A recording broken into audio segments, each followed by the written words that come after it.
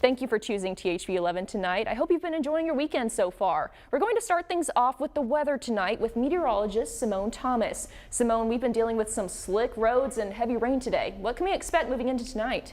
Well, Brooke, like you mentioned, it's been a rainy, pretty gloomy Sunday, and we're tracking the threat for severe weather as we start off a new work week now. As we continue into your Monday morning, we're going to be tracking the potential for some strong, severe storms moving into the state.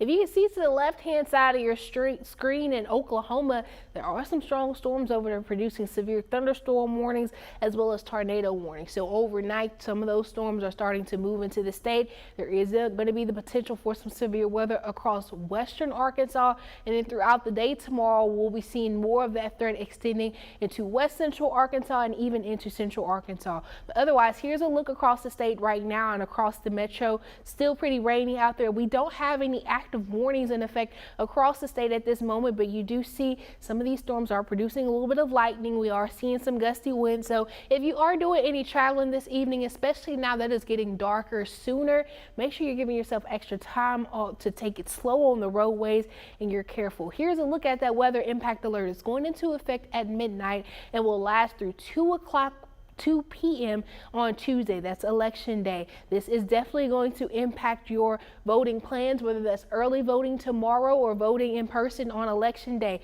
This is all going to be thanks to a lot of storms moving through with a cold front. Some of those storms could be severe. So again, as I just mentioned, if you're traveling, especially this evening when it's already dark, and take it slow on your commute as well as that morning and evening commute tomorrow and Tuesday. If you still have any of those holiday decorations out, try to secure those decorations, and we'll talk more about how this will impact your voting coming up in the 7-day outlook.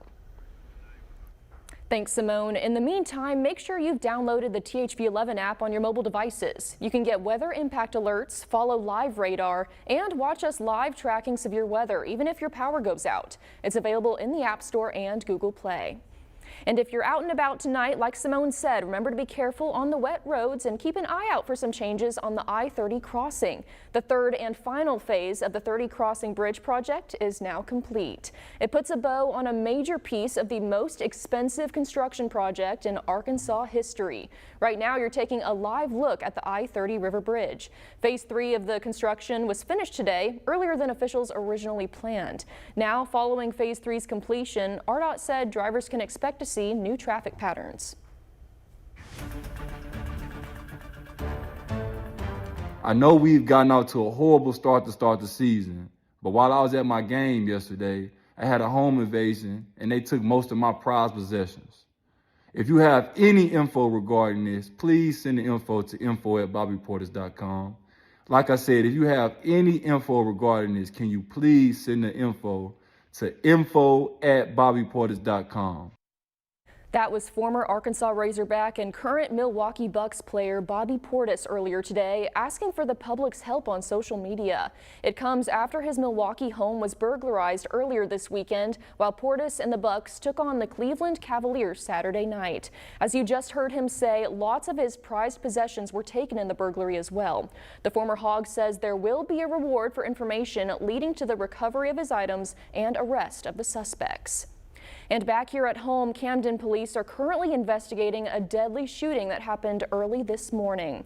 According to police, the victim was found near Ivory Heights and was airlifted to UAMS, where he later died from his injuries. Right now, officials believe that Marcus Epps is the alleged suspect. After issuing an arrest warrant for Epps, officials were able to find him at the home of Tremisha Tooks.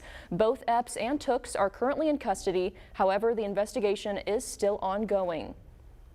And earlier today, members of the North Little Rock community held a Stop the Violence event, urging everyone to help find the person responsible for the murder of Bruce Tate.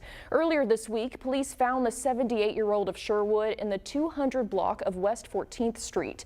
Today, Tate's family spoke at the event seeking answers and remembering who their father was.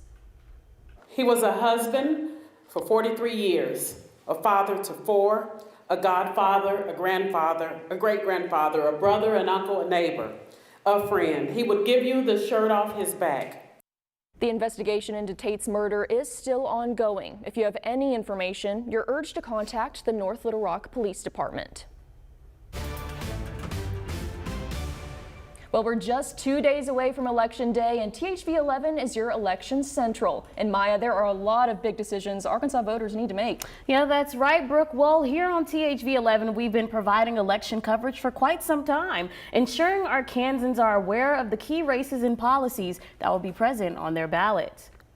Election Day in Arkansas is just 2 days away, and for many voters, it might be their first time taking a look at this year's ballot, which could be scary at first. THV 11 has been following a number of races and topics you should know. The 2nd Congressional District race between Democratic candidate Colonel Marcus Jones and incumbent Republican Congressman French Hill is a race that has caught the attention of many. Both candidates have been quite vocal regarding immigration reform, reproductive rights, tariffs, and more. I've been deeply involved in international economic policy and national security policy for the decade I've been in Congress. Safety of Americans and our interest, that has been my entire focus since I was 17 years old. Another race to keep an eye on will be the state Supreme Court Chief Justice between Karen Baker and Rhonda Wood. Looking to replace Chief Justice Dan Kemp, both candidates have the opportunity to make history as Arkansas's first female elected Chief Justice in the state, according to Associated Press. In addition to those races, there are a number of state proposals that have left many Arkansans puzzled. You have probably seen these commercials, sharing messages of the for and against arguments of Issue 2. Aiming to revoke the Polk County casino license and change the process a different county would go through to get what could be an available license. Voting for Issue 2, according to UALR Professor of Law Joshua Silverstein, means the commission could grant another license, but the community in which the casino will go has to vote in favor of doing it. The against would mean the current constitutional language would stand and Cherokee Nation's plan to build the Legends Resort would proceed. Is local control sufficiently important here to delay for possibly another decade having all of this additional tax revenue for both local and statewide communities? Then there's the Little Rock sales tax, an initiative pushed by Little Rock Mayor Frank Scott Jr. following the 4 Ps. Public safety, public infrastructure, parks and recreation, and the port. Voters will see 2 questions on their ballot, asking voters to approve or deny a permanent 3/8 tax and 5/8 cent tax. If approved, the city could see a revenue of about $650 million over a 10-year period. To make certain that we're focused on the new economic development model as we focus on quality and place within our city, and also do the new things, the fun things to keep our families here in Little Rock. Well, it's interesting to see so many people coming out to the polls to early vote. And I know on Tuesday, that's where you're going to be giving us live updates from the polls. Yes, I will, Brooke. And so you do have time to still get out to the polls. Of course, tomorrow is the final day of early voting. But right now, according to officials with Pulaski County, over 105,000 early votes have been casted so far. So just like I said, you still have time to cast your vote early tomorrow. All right, good info. Thank you, Maya.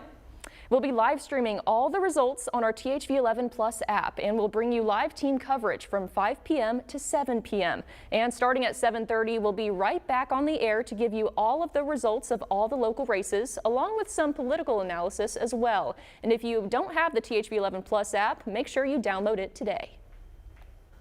Well, we have more rain and storms moving through overnight that will continue through your Monday, likely going to impact those early voting plans. Your 7-day outlook is coming up after the break.